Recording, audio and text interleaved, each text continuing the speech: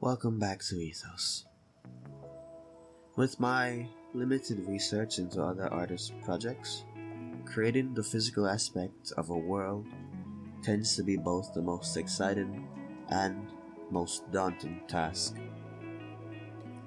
When it comes to my own, I found myself split between two choices. Should I craft a shattered world, its landmasses scattered about like floating islands? Or do I keep it intact, peppering it with exotic features and carving massive scars into its surface? If you haven't already noticed, there's a theme shared between these two ideas. I eventually decided to go with the second concept and developed it further. Ethos is roughly 30% larger than our own Earth, emphasizing how difficult it is to travel from point to point.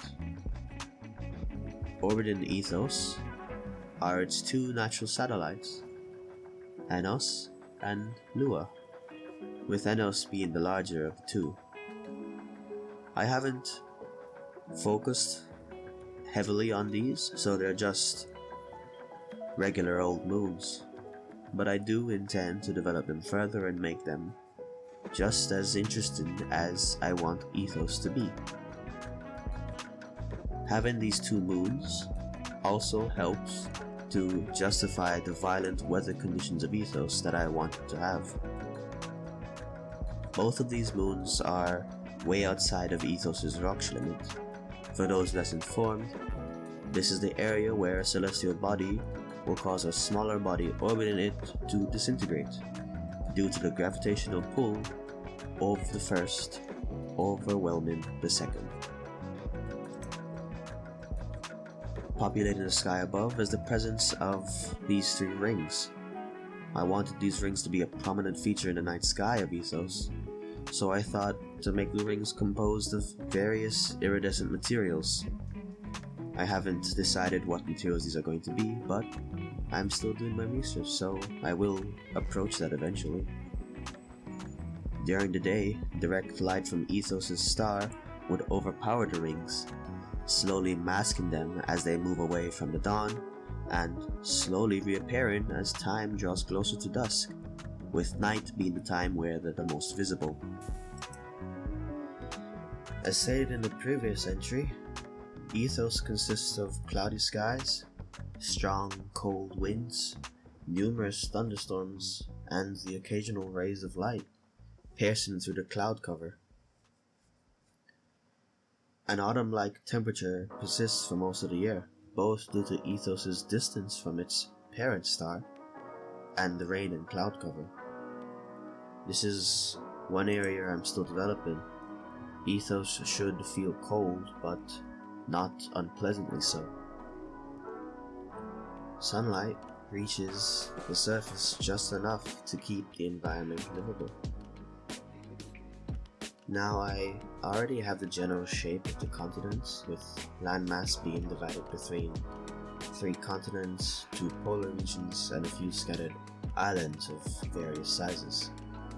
But I want to hold off on expounding anything for the continents, as I feel dedicating a video towards each would be more effective than trying to squeeze it all into one video. I only have one of these continents properly named, and I haven't even begun to develop any substantial lore for it.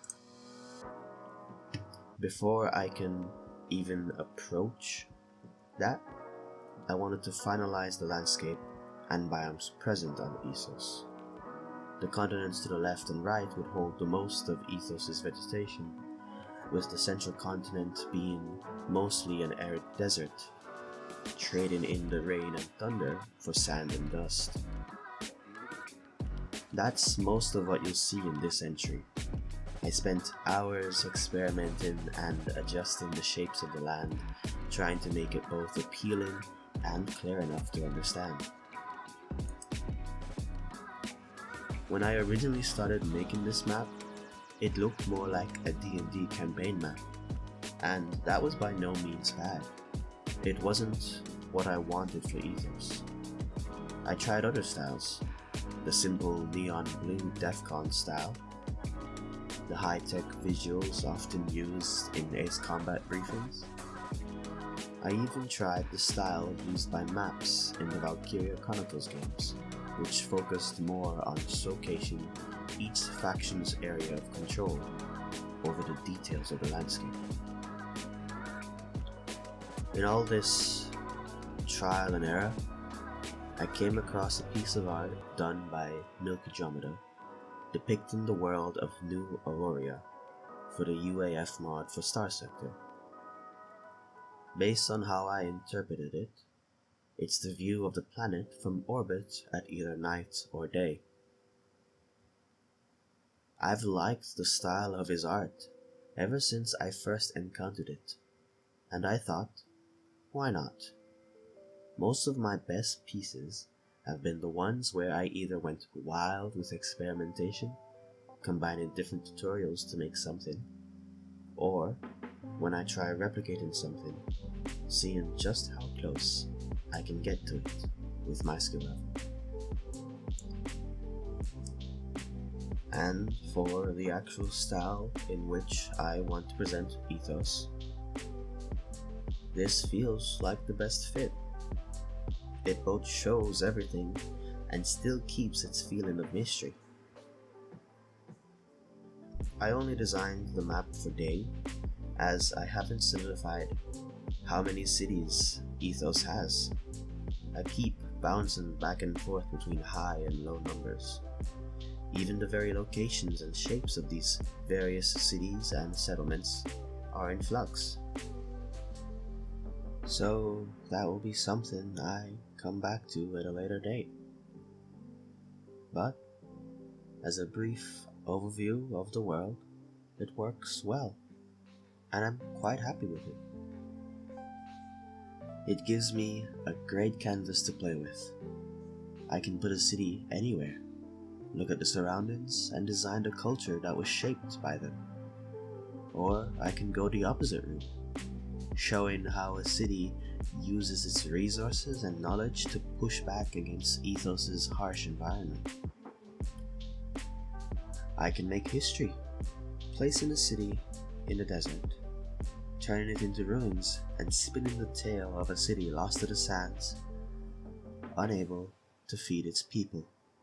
Or a city placed in such a fertile area that they export their excess just to ensure it doesn't go to waste.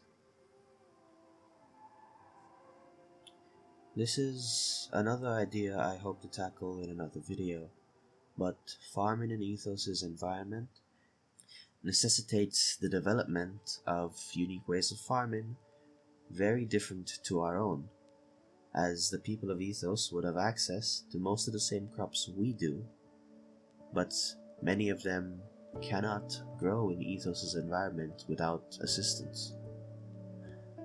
And I haven't even decided if I want to even begin tackling the sheer cliff that is designing your own unique fruits for a setting.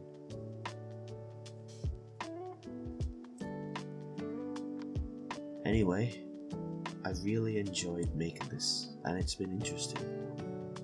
Most of the times I make a piece, I rarely look at more than one reference, but it was fun to shift between each and figure out what style I wanted for this one. So thanks for sticking around for the end, and till next time.